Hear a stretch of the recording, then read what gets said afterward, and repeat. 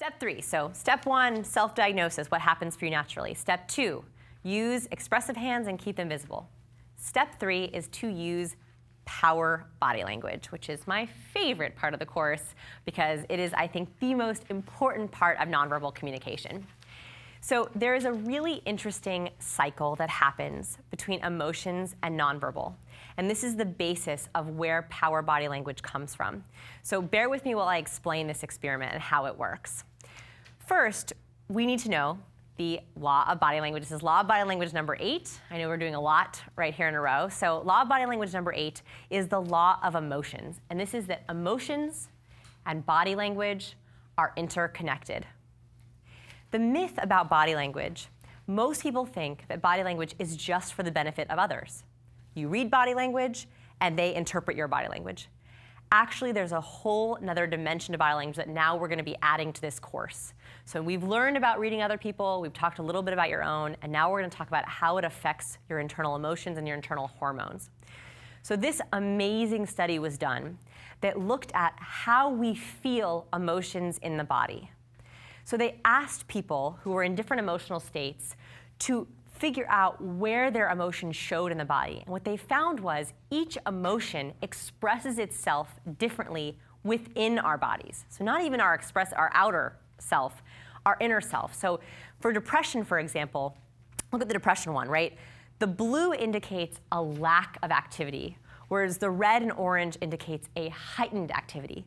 Depression, you feel less activity in all of your limbs.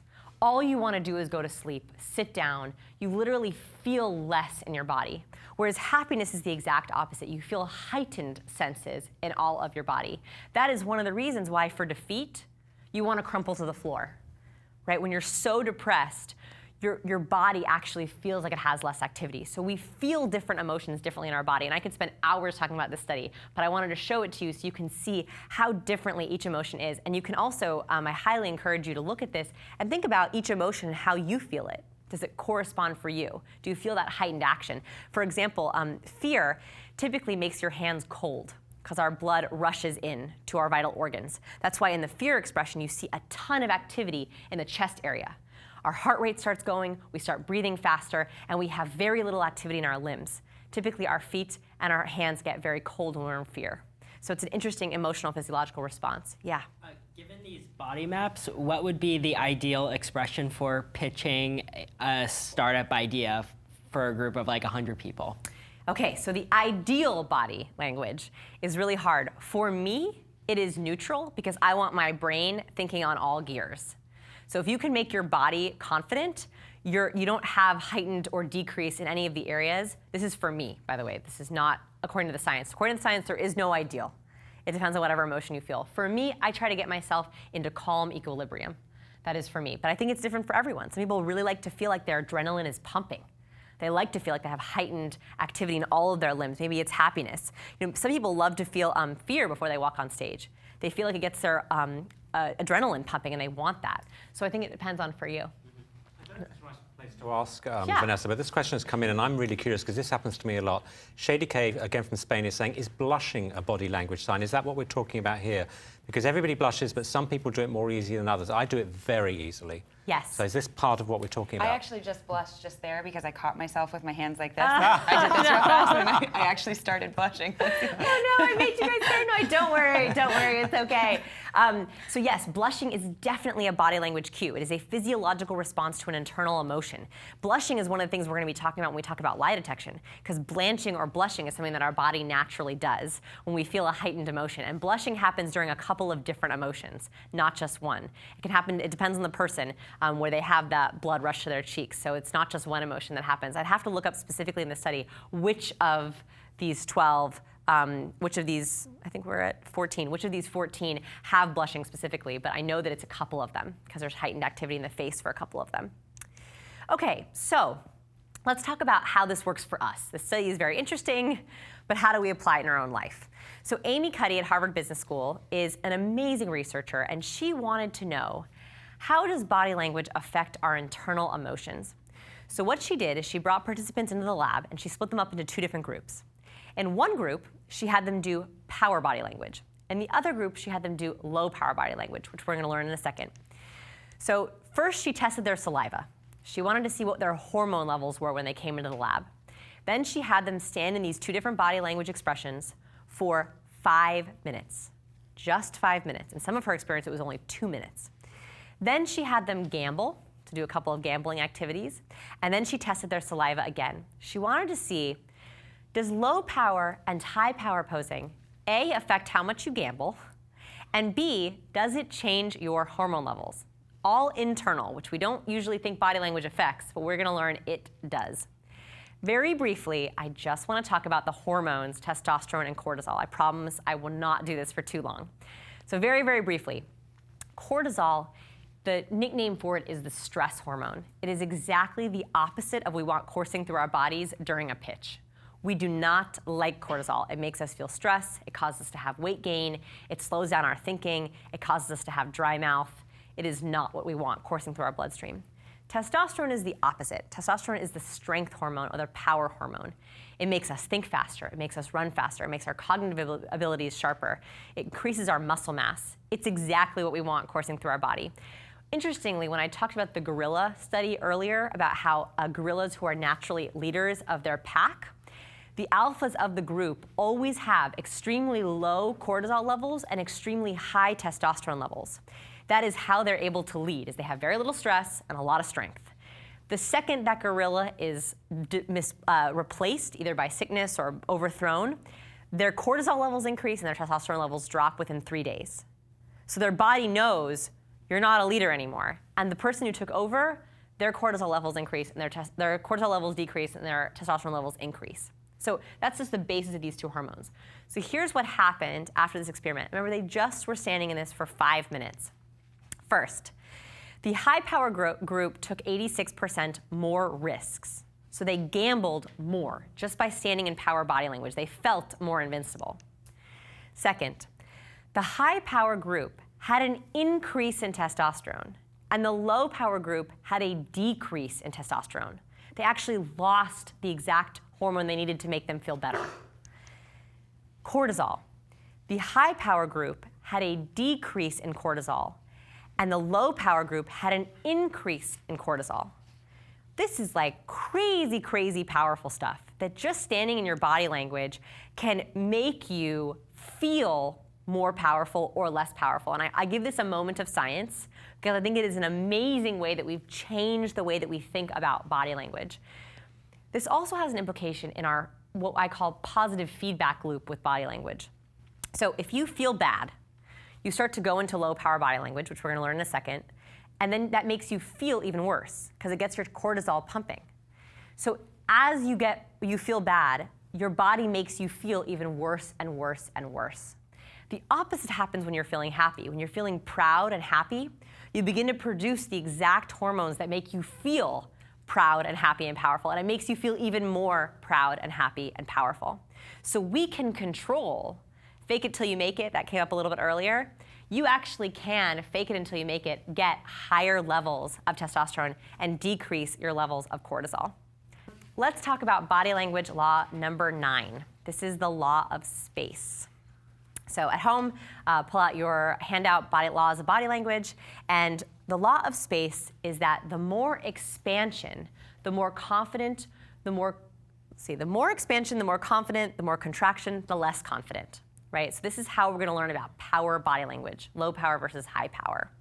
The more expanded, the more space you take up, the more powerful you feel, and the less space you take up, the less powerful you feel. It is the law of space with body language. Okay, so let's talk about how that works in action. Low power. So I would actually love you to just try this in your seats at home. Get into low power body language for me for a second. I'm going to do it with you. So cross your legs. Cross your arms across your chest, thank you. You can hang your head low, roll on your shoulders. And I just want you to sit like that for a second while I talk about this. And you will begin to feel tired, weak, and irritable. The reason for this is because when we take up less space, our body is saying we don't belong here. We are low confident, and our cortisol levels begin to pump. How does it feel so far? You don't like it, right?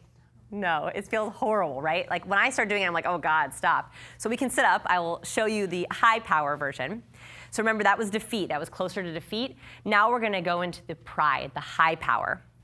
High power. So now I would love everyone to stand up. We're going to power pose for a second.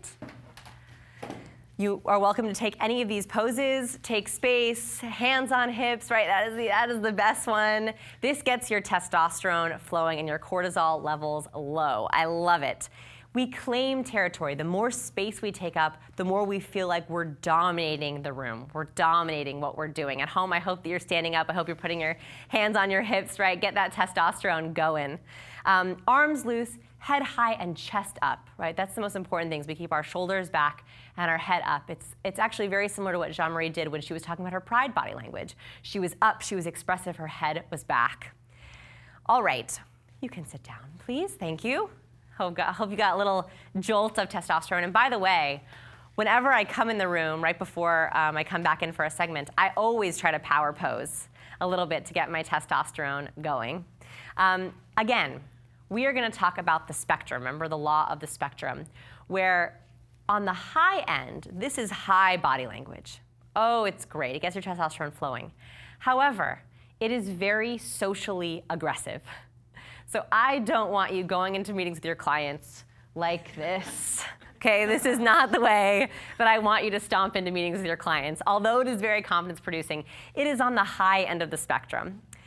On the low end of the spectrum, we have that defeated. On the high, we have that one. I want you in the sweet spot. I want you right in the middle, right? This is because it's not socially aggressive. What you use power posing for is before you go to events.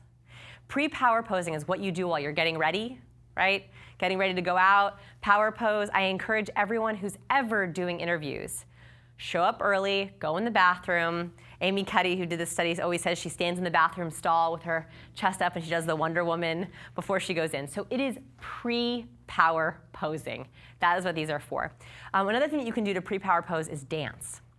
Dancing is a fabulous and easy and less awkward way to power pose. So I actually have a playlist that I play when I'm getting ready that gets me moving, and that power makes me want to use my arms and my legs. I won't dance for you now. I'll spare you all of that wonderful afternoon experience. But you can also dance if that feels a little bit less awkward for you, is claiming space, shoulders back, chest up, head up. What I want you to do, and this is our step 5, is to find your launch stance. Your launch stance is that ideal sweet spot area that I want you to stand in. So we're going to work on this one-on-one because I want to have each person come up on stage and you're going to find the stance that works best for you. And what you're going to do to find this is look at your self-diagnosis chart. So flip back to your self-diagnosis chart. And who wants to start? Sashit, do you want to start with me up here? All right, come on up. All right, so what we're going to do is, so when you think about your proudest moment, what kind of things did your body naturally do? I was open. My hands were out. Kind of like similar to this or this. The rock star. Okay. Yeah. So when you're standing, and your launch stance should be what you launch into when you're at a networking event, a pitch meeting, or a client meeting. So does this feel comfortable to you? Is this how you like to stand? Feet wide, yeah. Feet wide, perfect. And what's comfortable for you for your hands? Yeah, but you can't do that. So since you already like to be up, you can either leave them loose, or you can have a gesture out. So that's an easier way, a much less socially aggressive way than having them up. So does that feel good to you? Does that feel like a good launch stance for you? That feels natural. And notice his shoulders are back, which is great. His chest is up, and he's looking straight forward, as opposed to having chin tucked. And this is a great wide stance, and it's very socially acceptable. So this is your launch stance, which is fantastic. Okay, thank you. Who's next? Who wants to come up next? Sarah. Yeah. Thank you. All right, so tell me about your proudest moment and what you did. So I took a very difficult classical Chinese class, and the teacher unfairly ended up not passing me. And so I thought that this was just incredulous. I was so angry. And so I went and actually appealed, and through a long, arduous, painful, depression-inducing process, I finally came out and was like, yeah, I got this. And so I did a lot of like, Okay, cool. I'm definitely a confidence, like, dancer. You're a dancer. Yeah. So for Sarah, movement is a natural part of her launch stance. This already came to you naturally. So you are totally fine. And this is called the pivot, right? So this is, in your launch stance, you are totally okay. When you're talking to people, gesturing, and having a lot of fluid and movement in your body. The more movement we have, also the more confident we feel. And we're going to learn that in the next law. So for you, you're welcome to pivot. That's totally natural for your launch stance. Hands. So what feels comfortable for you? Open hands, maybe hands sort of, Down. Is this okay? Totally okay. Okay, so if that feels more natural for you, so she was up. He was already up. So for you, you like to have more movement in the shoulders. So for you, your launch stance is loose hands, and they can be down. Visible but down. You just want to make sure that they stay out of your pocket and they stay unclenched. Great. That's going to be your biggest challenge. And how does the spacing feel for you? Yeah, that looks good. my friends tease me. It's usually like the hips forward with the legs open. They call it the power stance. Yeah, the it Sarah is. Edie So power the power stance, that's good. Yeah, that was good. It's like a very cowboy pose, Oh, right? totally. Yeah, that with the dance. Yeah, and that is claiming territory. You're actually claiming territory with your pelvis. So that's good. So this is a great launch stance for you. Fists, watch out for the fists, and avoid those pockets since they're close. But I love it. Thank you. Perfect. Thank you. Okay, Max, join my circle. Absolutely. Join my circle. Okay, so tell me about your proudest moment. And Sashida, I didn't get to hear your proudest moment, but you'll tell me later. Okay, so tell me about your proudest moment. So my proudest moment happened exactly a year ago, and I got an email that I just got offered a role in a professional show in Portland, and it was the first time that I got offered an acting part that's actually paying me money. Paying you money, amazing. So I was really excited. And you said musicals made you happy earlier, Yes, right? Or so- theater made you happy yes, earlier. exactly. So this is perfect. So what did you feel in that moment? Just an immense amount of pride, and I definitely felt like my chest open, and my arms tend to get like really relaxed and free because I'm just really excited. So that's the perfect, you said chest, and earlier I think you said you caved in on your chest, right, for low confidence. So for you, it's very much about bringing it open and back. So when you go into networking events or pitch meetings, your tendency is going to be to roll forward, right? That's what happens to you when you're nervous. So hitting that power, so keeping your chest open and back, is exactly where you want to try to remind yourself to do. Your hands look good. Are they comfortable like that for you? What do you want to do with them? Normally they go straight for the pockets, so I'm consciously not putting them there right now. Okay, so one thing you can do is you can put things in your pockets, like a piece of long strip of paper, so that if you feel yourself do it, you can make sure that you don't feel it. Okay. You can also try to raise your hands up if you want, so you can bend at the elbows if that helps. Right. So my launch stance is this. This is my launch stance. This is how I interact. Now, this doesn't look as natural for you, so you can't do it. Okay. Okay. Right, so do you see how different that looks? Like, do it again. Like, who looks like they're not natural, right? Okay.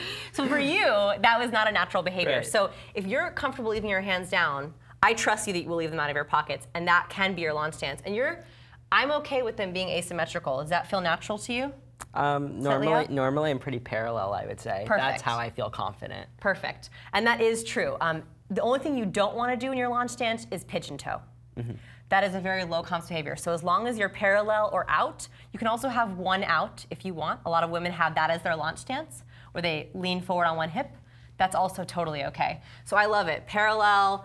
For you, your biggest trick is going to be keeping your shoulders back so your chest is open, because your tendency is to roll in. Sure. All right? Thank you. Yeah.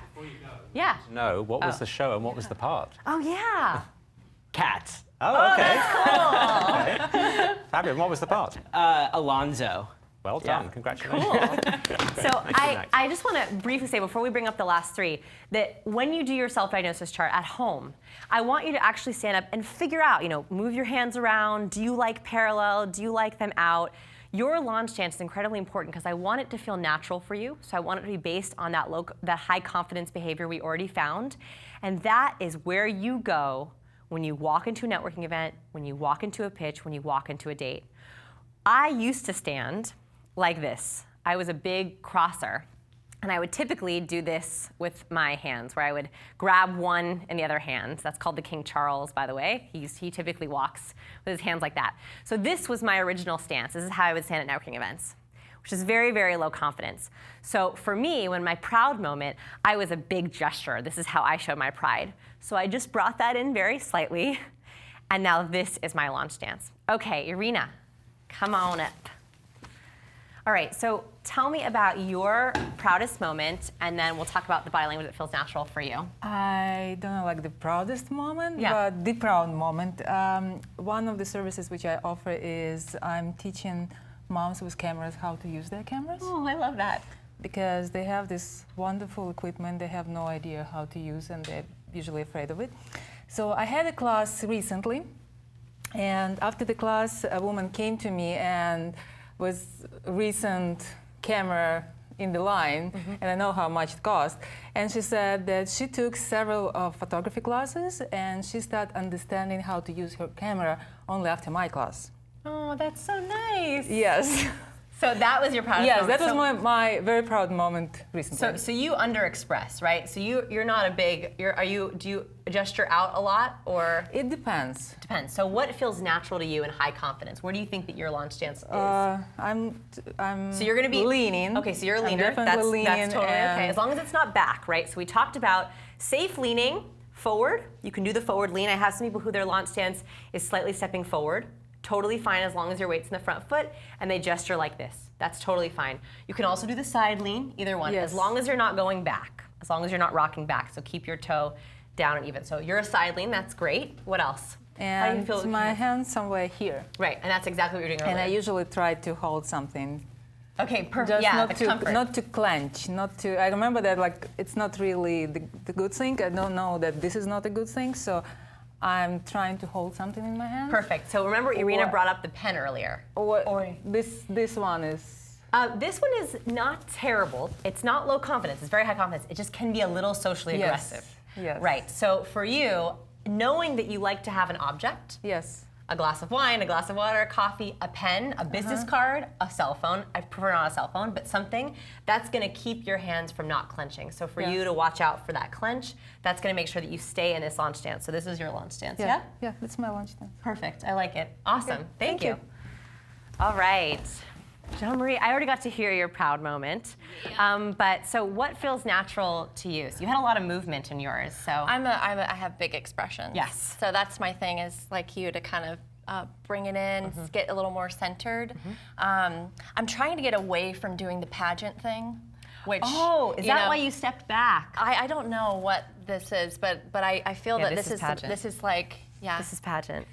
Hi, welcome to our pageant. Right. On body That is not language. what you want at No. networking events. No, right. Right. But I So you stepped back, if you noticed. I when you did got on step stage. back, so I Right. should really step forward, is what you're saying. So you don't want to go over forward because that's not going to be natural for you. Right. But to know that when you get into a room, your tendency is to do this, that's okay. If you hit that, you're just going to rock right back. So that's what you're watching out for. So do you like leaning?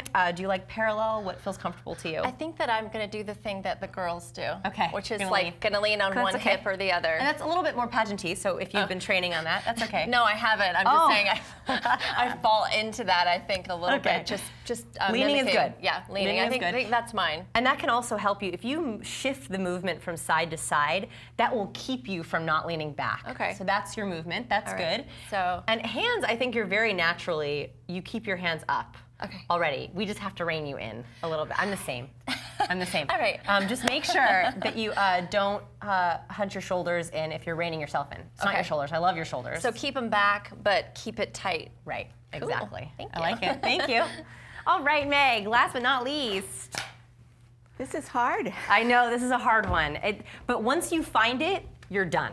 That's always, always your stance wherever you go, and you can do the same thing seated, by the way. Right? That wherever you kept your hands, that's the same thing you do seated. But this may be more of a challenge for you. Okay. Because professionally, Yes. I can go into a room, and if it's the people I'm supposed to be talking to, I feel comfortable and at ease. I've been a docent at a museum. I can round up 25 people who don't even want to be there and entertain them and That's make the them definition feel, of a docent at a museum. Do Okay. all that. The place I have trouble Yeah. is when it's about me. Ah. So when you asked for times when I feel proud, it's usually everything I thought of was watching somebody I'm proud of. Oh, you know what? Yeah. That's actually okay, especially if you feel like you supported them through their proud moment. So tell me Yeah. about that proud moment. Oh, I was just showing Arena pictures of watching my children get married. Oh yeah, wonderful. Yeah. So, or an achievement. And, that sort of thing. okay, so what do we notice about body language so far? What have we noticed about Meg's body language? Any helpful tips? What do you feel like you do when you're feeling that proud moment? I don't know. All right, so we can help her. That's okay. That's why we do this exercise, because it's very hard to self-diagnose. Yeah. So what did you notice as she was talking about that moment? I think she does just tend to kind of drift back a little bit into the background, even though you're really happy. You could do the leaning it in Right. a little more. Right. Anything else that we noticed? The 1 foot forward. Yeah, 1 it foot is forward. open. Yeah, you actually naturally do this. You actually naturally had your foot towards me. So that actually could be part of your launch stance, is standing so that you're like this. So you're into it. And that means, because I didn't see you go side to side. So that's a very good point. I saw another hand up too. She's very open. Yeah. She has the cheeks thing down too. Totally. The happiness definitely reaches your upper But here's cheek. what's hard for me. If Yes. I'm giving a talk Yes. and someone says, do you want me to introduce you or do you want to introduce yourself? I always say, I'll introduce myself, because I don't know what to do when somebody's introducing me. This is And my then- angry stance. Then I go like that, I go back, or I do something. The problem is I bet you're too humble when you introduce yourself. I bet you never I go right say. through it. I just right, I know. give them my name and I'm okay, right there. so Yeah. we want to find her a launch stance that she can go into and feel comfortable when someone else is introducing you. That's what I want, and that's you're being humble. You're just being confident, right? That's not over the top. So I do like, if this feels comfortable to you. Does it feel more comfortable like this, or does it feel with slightly step forward? What feels better for you? Like that. Yeah, so slightly forward. Okay. So for Meg, Turning it's, towards somebody. right, so slightly forward, either stepping towards them or stepping towards the room. I saw you do that naturally, and that is actually nice for you because it helps keep you engaged and forward as opposed to leaning back. I also noticed that she kept her hands very close to her heart area. When you were talking, you noticed she gestured up here.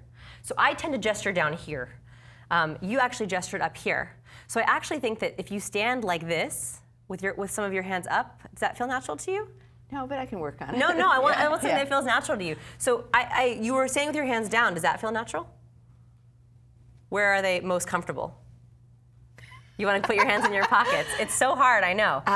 No, Okay, so I'm gonna have. I think up. Up. Yeah. Okay. Yeah. So I would recommend that when you get in your launch stance, you bend at the elbow. So this is how you listen, and this is how you, when someone's talking about you, this is a very confident way of standing because you're open, but you're also not putting your hands behind your back, which a lot of people do when they're feeling embarrassed. Like if someone's talking about them, they're like, yeah, right? So bending at the elbows and keeping your hands out with that slight foot forward.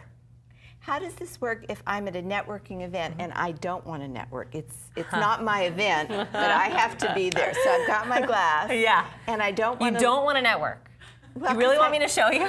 I can show you. Or it's not that I don't want to, it's that it feels so awkward, so I just Oh, tend okay. to step back. Okay, we're gonna But talk. I don't want to take over either. Okay, so we're going to talk about networking tomorrow. Okay. So that's good. But this is your launch stance for both. So if you have a cup in your hand, this is how you can do it with a slight step forward. That's how I want you to stand. Okay. We're going to talk about closing your body off or open to whoever you do or don't want to talk to. I promise I'll do that Thank tomorrow. you. Okay, cool. So, Well, let's say yes, thanks give to all, yourselves yeah, a round thanks of to all our applause. students. Thank you. Never easy to come up here, so we really appreciate you doing that. Thank you. So hard.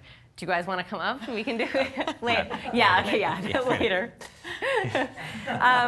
So for those of you at home, I worked obviously with the audience on their launch stance. This is a very easy thing for you to do. So here's a couple of inspirational poses that are great for launch stance. I mentioned bending at the elbows. That's a really easy thing to do if you tend to put your hands in your pockets. That's my trick for keeping my hands out and expressive, but still in the box, right? Because I want them along my torso. So this is a very natural one. Here's what you want to make sure that you're doing. You want to have loose arms. Okay, that's the first thing you want to have in your launch stance. You want to have an open torso. So not crossing, not blocking, right? I see a lot of women will stand like this. This is partially blocking. Right? We also do this with our purse. I don't actually have a purse to show you, but sometimes women will hold their purse and they'll bring it in front of their body and they kind of clutch it. It's like a security blanket. It is a blocking behavior. So if you're standing with your purse at a networking event, you want to also practice your launch stance with your purse on, keeping your torso open. That's part of that. Shoulders down and back, right? And this is going to be different for each of you. Like for Max, your shoulders were very back and broad and it looked very natural on you. For me, I look a little weird when I do that, so I have to keep them just neutral. So shoulders, as long as they're not rolled in, I want them either neutral or back and down. Yeah. If you were to be holding a purse, would it Yes. be okay to, I just noticed I use that as a kind of comfort when I hold my purse and I Yes. hang on to it with one arm. Totally fine as long as your hand is visible. Gotcha. So as long as you're not like hiding it behind your purse, I actually find that's it's actually a nice gesture because you can walk around and be gesturing with one hand. Poor men, you guys don't have a purse to depend on. But yes, you can hold your hand there because it's keeping you open and visible. It helps you not put them in your pockets, which is kind of a nice thing. A clutch also can work. If you're a female and you tend to put your hands in your pockets and to cross things over, you can hold your wallet or a clutch as a way of keeping them open, right? And you can hold it down here so your hands are still visible, or under your arm. That also works too. Last one is head up. So we do two things when we're anxious that are both low confident in that law of space that we talked about. We sometimes will turtle down, right? So people will actually turtle down where their head is up, or they tilt down and they tuck their chin. Both of those are low confidence gestures. I see people listen like this. I see people, It's actually taking up less space. So as long as your head is up, doesn't matter to me if it's tilted, or if it's looking side to side, as long as it's up, that's in good launch stance. It's not socially aggressive, it's in that sweet spot. It's not socially aggressive, and it's not low confidence. So that's where I want you to be, especially if you guys wanna go home and change it, or adapt it a little bit. These are the things that I want you to follow for your launch stance. So why does this matter, right? We talked a lot about the power body language, but I wanted to show you one very, very relevant study for this, what we just learned. So Professor Stephen Sessi did an amazing study where he wanted to see if body language could change his students' perceptions of his teaching. So what he did is he scripted one of his classes, so he was doing exactly the same content. Scripted the content, same exact slide deck, and he even videotaped them to make sure they were exactly the same. And what he did in one of the lectures, the only thing that he changed were his hand gestures. So he used more hand gestures, he had them visible. He was more expressive with his hands, and he used vocal variety, which we're gonna learn about. So he used those three things, because those are the typical powerful body language. Those are hand gestures we talked about, and expansiveness was two of the laws we already learned. So he was like, this body language of influence stuff, does it really work if I put this into practice? Here's what happened. He asked his students at the end of the class to rate him in these areas: instructor knowledge, organization, accessibility, textbook quality, and fairness in grading, okay? Now, he guessed that adding in these influential power body language moves would maybe help him with his ratings on instructor knowledge, like maybe people would find him more credible, and maybe they would help with his ratings on accessibility, and that he was more charismatic, more influential. That's what he was hoping to improve. Here's what actually happened. It ranked higher in every area, including textbook quality, which doesn't even make sense, that his power body language actually even made the textbook for the class look better, which is crazy. If you want to, I can read the numbers off later, but he had an overall higher rating and then higher ratings in each of these areas.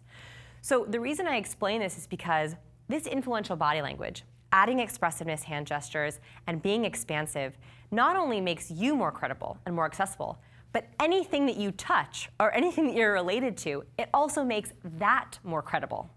So it has huge, huge influence in what we do. How you say something matters more than what you say, right? The content of his course did not change. Only how he said it, how he delivered it was what was different and changed his ratings in every area. So when to use this, when to use your launch stance. So let's just quickly review the tips. So we talked about self-diagnosis, noticing what we do when we're nervous and noticing what we do when we're feeling confident. Using hand gestures, keeping them visible, being expressive. Then using the law of space, being expansive but staying in the box with our gestures. And then we talked about finding a launch stance. So using this to pre-power pose to get our testosterone levels up. And then we're actually in person going into that natural launch space that's in the sweet spot or the ideal. Here's all the different areas you can use it. You can use it in dating, parties, networking events, photographers. You can also do this to inspire your students to feel more confident and to have them have confidence in your abilities. parties, networking events, and that last awesome picture is of people negotiating. So whether you're negotiating for a house, you're buying a new car, you're haggling at a garage sale, having that kind of influential body language helps people take you seriously, take your offer seriously, and not want to negotiate with you because they believe you. They think that you're a strong and credible influence. So you can use this in all areas. You can also use this on the phone. So people often think that these cues are just for person to person. That is not true at all. You can use these while you're on the phone, and here is how. Oh, before I go into here is how, I will take any questions before I talk about how to use them in phone calls. Any questions on influence, whether online or in the audience? We've definitely got some online, but any of our students want to jump in? Maybe have time to think about it. Yes, Meg. Meg. A quick question. I've had the experience of having to do a talk when the format was not one that I could choose. It was in a medical meeting where I had to submit an outline, and they wanted PowerPoints of the entire talk submitted 2 months before I did the talk. So by the time I was ready to do the talk, it was all scripted, which isn't my style, and I had to stand in a certain place, and I had to have a podium, and I had, it was... Do you have any suggestions for when the stage is not under your control? Yes, and that also applies to people who are in other people's offices, right? So if people come into your office, you know your landscape. When you go into other people's offices, you have no idea where you're going to sit, what their boardroom looks like. I've been in places, there's certain law firms, I consult for law firms, and when one law firm I went to, they had actually on one side of the table raised the seat height for their people. On the other side of the table, they had lowered the seat height, because expansiveness and height is a power body language. So they were actually forcing people into low power body language on the other side of the negotiating table, okay? So you never know what kind of situations you're gonna be put into. The key here is pre-power posing. Because if you can get your testosterone levels pumping, you think faster, you're faster on your feet, and that's gonna help you with whatever situation they give you, whether that's unfamiliar PowerPoint slides, whether that's low seat height. So for those in particular, what you wanna make sure you're doing before you walk in anywhere is you're going in the bathroom, you're power posing. A very, by the way, natural way to power pose while you're waiting is to bring a newspaper. So most people, what do they do when they're waiting to go into a meeting or go on stage? They're checking their phone. And this looks exactly like low power body language, right? So as they're checking their phone, they're literally getting their cortisol levels pumping, which is making them feel worse, and their testosterone levels are dropping, exactly what they need. So please, before a meeting, stay off your phone. If you have to, check it like this, right? This is a little bit better. But I bring the New York Times everywhere I go. It's even an old issue. I don't care. Because if I'm feeling nervous for a pitch or a meeting, I'll bring it out and I'll read it. Because this is one of the most powerful body language poses you can stand in. And it's a very natural way to do it. So whether you're in the green room or you're before a meeting, that's one way that you can get into that expansive pre-power posing to make sure you have the right hormones for whatever situation they're going to put you in. Yeah. Yes. A couple questions came in regarding the hands talk. Shade K from Spain said, since we talked about necklaces before, now with the hands, what about rings and bracelets? Does that have an impact on our body language? And along with that, Katrina is Hungry asked, with hands as a trust indicator, how do fingernail length, polish, for men just being well groomed, how does that play in? Yeah, so there is very little science on that topic. I can give my personal opinion, which I'm happy to do, but there is very little science that looks at how nails, how bracelets, how rings affect other people's perception of us. From a personal anecdote, I do know that men will comment on being distracted by the movement and the sounds. So if you're gesturing and you're wearing bracelets that clink up and down, that can just be hard on the other person's brain because they have another input. They're trying to listen to you, they're trying to watch you, maybe there's things going around. You're adding one more input, the clanking and the moving of their bracelets. Especially people who are drawn to objects like that. Certain people's brains, they love shiny things, and so that can be really distracting. That is a different area of the science. Unfortunately, I don't know what the science is on. No one's done any funded research projects on nails. I'm sorry. Maybe we can do that at Science of People, actually. Submit that to me, and I'll see if we can do a little human behavior experiment on that. I love those kinds of things. We're sending a blonde, a brunette, and a redhead into a bar in a few weeks to see which color hair gets the most approaches by men. So that would be right up our alley on nails and hair. Yes. Well, actually, somebody else asked earlier about something like that, about what body language do you use to stop being hit on? I apologize, I don't remember your name, but... Yes. Okay, so this actually is very similar to Meg's question of like, how do I do it if I don't want to network with people? So the ultimate... Read my lips. Read my lips to ask that question. Okay, so the easiest thing you can do if you're being hit on and you don't like it, or if you're with someone that you don't like if you want to go, like that happens at networking events, maybe you're talking to someone, you're like, I've got to go. Like I have a meeting or my parking's up. Here's how you do it. It is very easy. You stop aiming your toes and your torso at them. This is the nonverbal sign for disengagement. So when you're talking to someone, typically you're aimed at them, right? That's how you're aimed. When you want to go, you can actually move your toes and your torso and talk to them like this. So your toes and your torso are aimed towards the door or the bathroom, wherever you want to go. Non-verbally, that tells them they're out. They've checked out. And it will usually, and I've done this before in networking events, they will speak more quickly and wrap up what they're saying just by shifting my body away. Still listening, I'm still talking to them. That can also work really well if you're being hit on and they're not getting it, both men and women, right? They're like into you.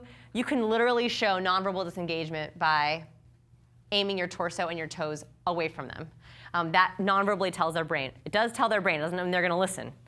But their brain does hear, this person is not into it. That is a nonverbal cue of disengagement. Series of questions here that are all related, so I'll just run them all into each other. Valerie ISS is saying, when the launch stance, can you have one hip and a lean?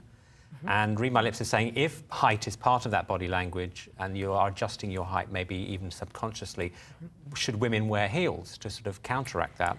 And then Anna is saying, you know, ladies are always told specifically to stand with their legs together, so should we take the stance of having it open? So yes. sort of three very so different many questions. They were. In that, So, make me get to all of them because I have answers for all of them. We can certainly separate them, but I just thought we'd run them all together. Yeah, they do fit. So first, the lean. So being asymmetrical. That is okay. It does take away from your height very, very slightly, but it also makes you more expansive, right? This is actually taking up more space. Height does make you more powerful. Study after study shows that people perceive tall people as leaders and with higher levels of competence and intelligence and power. So heels do that for women. Mostly the positive benefit for women is it makes their legs look thin. That is actually the real reason why it helps women, and it's more of an attraction factor as opposed to a power factor. It's more of an attraction thing that it makes your legs look longer and thinner. However, if you are very short, especially as a woman, that can just put you on a level playing field because otherwise you're so far from their eye level that it makes it hard to have real connection. I have a client who's 4'11", and she says that when she talks to tall men, she literally, it's so far from her to the tall man that it's like she has to talk louder, and they're so different in eye gaze. So for her, just getting on the same eye level so that she can be a little bit closer is really important. I also remembered another study that I want to share because we were talking about nails and jewelry. There is a study that, and I'm going to talk about this on day 3, that looks at when people take women seriously. And I looked at when women wear makeup, when women don't wear makeup, and when women wear glasses. They found that the most potent combination is when women wear both makeup and glasses. So women who just wear makeup are not taken as seriously as women who just wear glasses. It's together. That's a little interesting study is when they're together, they're taken the most seriously. I do not want you to go back out and buy fake glasses, but if you have glasses, rock them, sister. Like, rock them, you know, like, that's totally good. People love that. It's a very confidence-producing thing. What were the other questions? You answered them all, so well done. Now, actually, that's a very interesting thing what you said about perception of height and power and leadership, because I remember certainly, and this happened in the US as well, but certainly in the UK, getting back to Margaret Thatcher, you mentioned earlier, she was a very small woman. She was only about 5 foot, but everybody thought she was very tall, and they were shocked when they met her. And her successor, John Major, was the opposite. People, because they had disregard for him, they thought he was maybe 5'5", whatever, and they were shocked to discover he was 6'2". Yes. And I noticed that happened in the States when Bush and Blair were both, when their ratings began to go down, people thought they were short men. They thought they were 5'7", they were 5'8". In fact, they were both 6'3" or something like that. They were actually very tall men. But as you perceived it, people are shocked to discover Bush was 6'2" or 6'3" or something. Wow. But everybody, when he had a negative impact on the public. They all thought, oh, he must be 5'8" or something. So it's incredible. There is a follow-up study, and it's not off the top of my head, so I don't know the exact numbers, but they looked at teachers, and they had students rate how tall they thought their teacher was. It was a virtual course. And they found that they correlated positively with the ratings of the course. So if they thought the course was really good and the teacher was really smart, they thought he was really tall. But if they thought the course was really bad, they thought he was really short. So we absolutely judge height on that. Heels for women is not exactly the same as I talked about, but it can help. It definitely doesn't hurt unless you're teetering. That hurts because that makes you look wobbly. Oh, there was another question that was about where women are taught to put their legs like this. They stand like this, like a good, obedient little girl. This is that part of that appeasement body language that I talked about earlier, that women are taught that it's important to be pleasing and appeasing. This is okay, but it's not great. This is not good.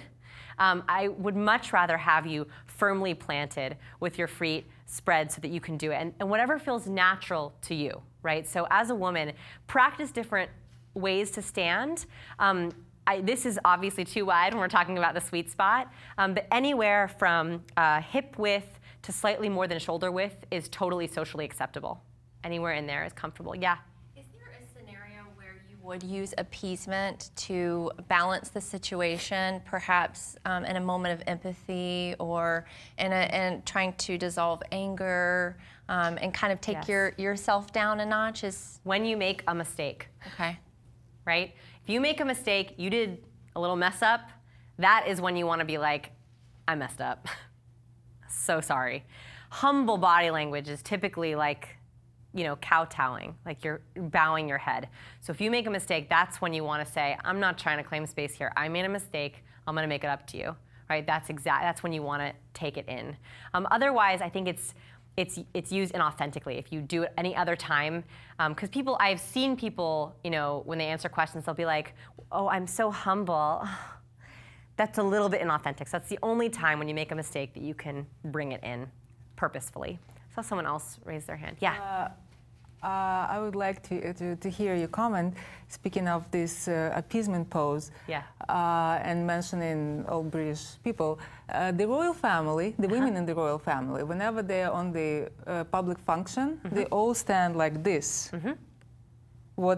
How that should be read? Right, so she's saying that all women stand like this, and a lot of, by the way, the UK royals, the men stand with their hands and the women back. like this. That is why this is called the King Charles pose. So what's interesting about this pose is even though I'm a little bit contracted and my hands aren't showing, it's actually slightly high power because I'm doing what's called ventral fronting. It means I am exposing my torso, and I'm so confident that I don't even need to protect myself. I'm that alpha. So that is why some political leaders, like King Charles, they actually stand like this to be like, I have nothing to worry about. And I don't care if you trust me. I don't care. Right? So it's actually, in a weird way, a kind of confident pose. And this is obedience. When Paris Hilton left jail for like the third time or whatever, she was coached to walk out of the courtroom like this. And that is exactly how she walked out of the courtroom, because it is appeasement, submissive, little girl, I'm in line, I'm following the rules. So for a royal family, it's a way of saying, you know, it's a coach way of being like, we're humble, we're not trying to cross any lines, and it's also very feminine. The problem is feminine appeasement body language, low power body language tend to cross over, but we're talking about that tomorrow. It's a really hard topic, so. Fonzo in the chat asked about power poses in the car, and I know so many of us are busy and rushing from one thing to another. Is there things that we can do while seated? Yes. Okay, power posing while seated is super easy. Music in the car, great. Have your playlist that gets you pumping. Getting those arms going, right? That's a great way to have power posing. Getting your head really loose, your shoulders back. So music. If you're on the way somewhere, you're running late, whatever, pump that music up and don't be afraid to rock out, give it a little fist pump. That is all quite powerful. You can also sit like this in the car if you want. It's a little bit harder, but I would definitely recommend the dancing. That gets you really expansive. That's a good question. And Redhead, I'm sorry about this, Redhead, because Redhead's asking about short guys, and he wants to know we can't wear heels. Yeah. So what's the solution there? I'm with you, Redhead. Yes. Yeah. So I do know men who wear lifts. actually, like slight lifts in their shoes, and that is not a bad thing. It does actually increase your power perception. But what's more important than that is people will perceive you as taller when you have your shoulders back and down and when you have your head up. Not only does it physically add inches, right, if you have your head up, but you're also testosterone producing. And again, we talked about how natural alphas, the natural leaders of our group, have high levels of testosterone. So when you do this and you increase your levels of testosterone, you're saying to people, I am confident, and they will perceive you as taller. So keeping your head back and your shoulders down is super important for you. You also don't want to lean asymmetrical. That will take height away from you, right? You want that extra little bit of height by being perfectly parallel. Yes. Other questions from the chat room? We have time, I think. We do indeed, yeah. We have one question about the opposite, Right. very, very tall people. Yes. And TR Photography is saying he's super tall, he's 6'6". Yes. Now, should he be trying to minimize himself, perhaps? Never. I never say try to minimize yourself. Being that tall is great. The only thing you have to be careful of is you have to make sure that you're not subconsciously diminishing others with your height. Okay, so when you're talking to other people, you want to make sure that you actually tilt your head fully down towards them. And the reason for this is because there is a nonverbal cue of looking down your nose at someone. This is when you keep your head level or you tilt it back and you peer down your nose at someone. That's called, usually the Judge Judy, she'll like at people. It's a nonverbal judgment behavior. So if you're tall, you can keep your head level and kind of look down at people as they're talking to you. You're much better off actually tilting your head down so you're giving them the full-on correct eye gaze and you're not looking down your nose at them. That also helps you power gaze effectively and social gaze effectively because you're able to look at them straight on. So tilting your head down, don't roll your shoulders down, don't try to hunch, don't try to lean over towards them. That's diminishing your height, and we want you as confident as possible, right? Respect is good. I don't want you to lower your confidence for anyone. Yeah. Now, Mad Panda is saying, can you elaborate more a bit on perhaps the pigeon toe stance? Oh. She's saying she was, or maybe he, I'm sorry, I was born with this tendency and my feet naturally point inward. Yes. Would this hinder my high confidence stance? It does, but the good news, so a lot of people have this. They're slightly pigeon-toed, just naturally that's how they stand. And that is okay. The good news is that if you've always stood that way, it is not cortisol producing for you because that is a natural way to stand. So the good thing is that won't make you feel less confident. What you want to make sure of is you extra widen your stance. So you compensate for others by showing you're confident. That pigeon toe is nothing to do with your low confidence. It helps you stake your claim better. So if you're slightly pigeon-toed, just widen your stance a little bit more than normal to be able to show, no, I'm confident, but don't worry about it affecting your hormone levels because it won't because you were born that way, right? Yeah, that was a good question. And Read My Lips has an interesting question. They're saying that willpower wanes as the day progresses because of decision fatigue. Mm-hmm. Does that impact our body language during the course of the day, like as the day progresses? Yeah, decision fatigue is a big one, right? So that's a study that looks at after you've made a ton of decisions, especially with willpower, especially if you're dieting, that's a big one, that you've made so many choices, by the end of the day, your brain is just done. The muscle is overflexed. The good news is yes, well, the bad news is yes, it can affect your trying to keep yourself in that launch stance, right? Not falling into low body language. The good news is that you can do 2 to 5 minutes of power posing to get the testosterone up. So even though willpower-wise you might be a little bit exhausted, the testosterone is like adrenaline and it can get you sort of that surge that you need. So if you have a meeting late in the day or a networking event late in the day or a date later in the day, just 2 to 5 minutes of power posing can help reset. It's a little bit like caffeine for your body language, a little. It's like a little jolt. Yeah. Great. Fantastic. Cool. So I promised that I would talk a little bit about the phone. So if you're doing phone calls, and we're going to talk a lot about the phone in the next few days with vocal power, but very briefly, always power posing before you get on the phone. And luckily, when you're on the phone, you can power pose as much as you want on the phone. So I am a huge fan of a standing desk. That actually really helps you keep your confidence levels up while you're working. Because you're literally standing and it helps you power pose while you're standing. So that's a really easy thing you can do. When you're on the phone, walk, movement. We're going to learn the law of movement tomorrow. Movement also is very confidence producing. So making sure that you're using the power posing and the pre-power posing when you're on the phone. I also recommend to be expressive. Like if you're sitting on the phone, use hand gestures even though no one talks, no one's speaking, no one can see you, because it actually adds expressiveness to your voice. We can hear when someone is vocally expressive, and it keeps our brain awake. So don't be afraid to use those hand gestures when you're on the phone, because it comes through in your voice, and they're able to be like, I'm with them, I'm awake with them, I'm more easily able to stay attentive.